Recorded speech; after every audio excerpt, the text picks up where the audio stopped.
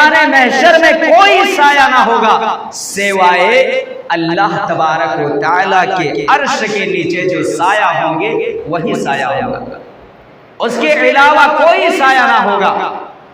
اللہ کے نبی صلی اللہ علیہ وسلم فرماتے ہیں، بخاری مسلم کی روایت ہے، سبعۃ یظلھم اللہ فی ظلہ یوم لا ظل الا ظلہ،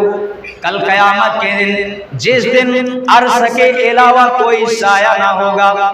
اللہ رب العالمین 7 قسم کے لوگوں کو اپنے سائے تلے جگہ دیں گے جس دن اس کے علاوہ کوئی سایہ نہ ہوگا۔ ان میں سے اللہ کے نبی صلی اللہ علیہ وسلم نے فرمایا ہے، امام عادل، ایسا حکمران جو ہمیشہ انہوں نے قرآن و حدیث کے مطابق فیصلہ کیا ہوگا، جس نے اپنی سلطنت کو، جس نے اپنی حکومت کو بخوبی انجام دیا ہوگا، پوری امانت داری کے ساتھ حکومت چلایا ہوگا، ایسے لوگوں کو اللہ رب العالمین اپنے عرش کے سائے تلے جگہ دیں گے۔ امام عادل وشاب نشا فی عبادت اللہ تعالی، دوسرا وہ شخص ہوگا جنہوں نے جوانی کی عبادت میں، جنہوں نے جوانی کے وقت میں اللہ تبارک و تعالیٰ کی عبادت کی، جنہوں نے جوانی کے وقت میں اللہ رب العالمین کی عبادت کی، اپنی منمانی زندگی نہیں گزاری۔ جوانی کے وقت میں انسان کے آگے ساری چیزوں کی محبت ہوتی ہے، دنیا داری کا ٹینشن ہوتا ہے، لیکن اس کے باوجود اگر وہ اپنی جوانی اللہ کی عبادت میں گزارتا ہے، اگر وہ اپنی جوانی اللہ رب العالمین کی عبادت میں گزارتا ہے، تو اللہ رب العالمین ایسے لوگوں کو کل قیامت کے دن اپنے عرش کے سائے تلے جگہ دے گا۔ دوسرا، تیسرا، وَرَجُلٌ قَلْبُهُ مُعَلَّقٌ فِي الْمَسَاجِدِ، جس کا دل مسجد سے لٹکا ہوا ہوگا، یعنی ایسا انسان جب ایک نماز پڑھ کر کے نکلتا ہے، جوہر کی نماز پڑھ کر کے نکلتا ہے، اس کے دل میں یہ خیال رہتا ہے کہ ابھی تھوڑی دیر کے بعد عصر کی اذان ہو جائے گی، ہمیں تھوڑی دیر کے بعد پھر عصر کی نماز پڑھنے جانا ہوگا۔ اگر ہم دنیا داری میں مست ہو جائیں گے، اگر ہم کہیں دور چلے جائیں گے، اگر ہم کام کاج میں مشغول ہو جائیں گے، تو کہیں ایسا نہ ہو کہ ہماری نماز قضا ہو سکتی ہے۔ تو جس کا دل مسجد سے لٹکا ہوا ہوگا، اللہ رب العالمین ایسے لوگوں کو کل قیامت کے دن اپنے عرش کے سائے تلے جگہ دے گا۔ تین اور چوتھا انسان وہ ہوگا، چوتھے قسم کے لوگ وہ ہوں گے، وَرَجُلَانِ تَحَابًا فِي اللَّهِ اجْتَمَعَ عَلَيْهِ وَتَفَرَّقَ عَلَيْهِ،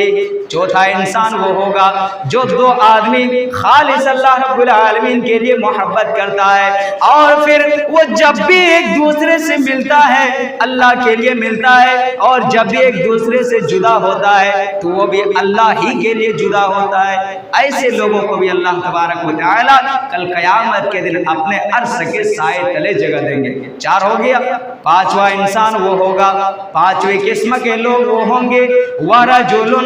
دَعَتْهُ امْرَأَةٌ ذَاتَ مَنْصَبٍ وَجَمَالٍ، پانچواں وہ انسان ہوگا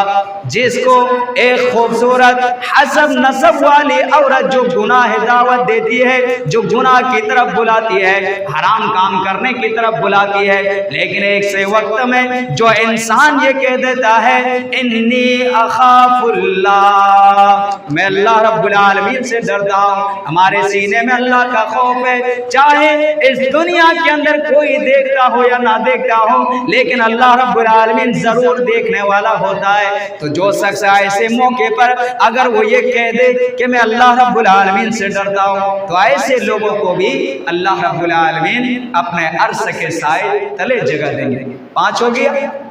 چھٹا انسان وہ ہوگا، وَرَجُلٌ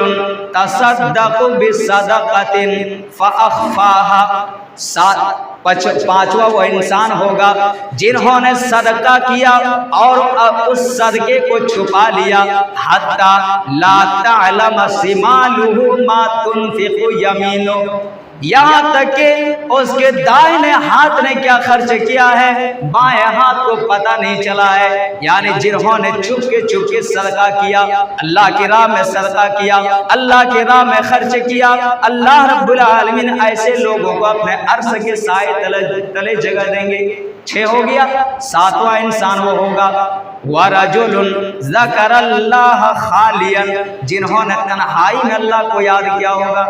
जिसने रात में उठ कर के अल्लाह तबारक व तआला की इबादत किया होगा, अल्लाह रब्बुल आलमीन को याद किया होगा, अपने गुनाहों की माफी मांगा होगा, नवाफिल का एहतमाम किया होगा, और अपने गुनाहों की माफी मांगते मांगते अगर उनकी आंखों से आंसू निकल गया हो, अल्लाह के नबी सल्लल्लाहु अलैहि वसल्लम फरमाते हैं वरजुलुन ज़करल्लाह खालियन फफाज़त ऐनाहु, अगर अल्लाह को याद करते करते, अगर अपने गुनाहों की माफी मांगते मांगते, अगर अल्लाह के बारगाह में गिड़गिड़ाते हुए अगर उनके आंख से आंसू निकल आए, तो फिर अल्लाह रब्बुल आलमीन ऐसे लोगों को अपने साए तले जगह देंगे।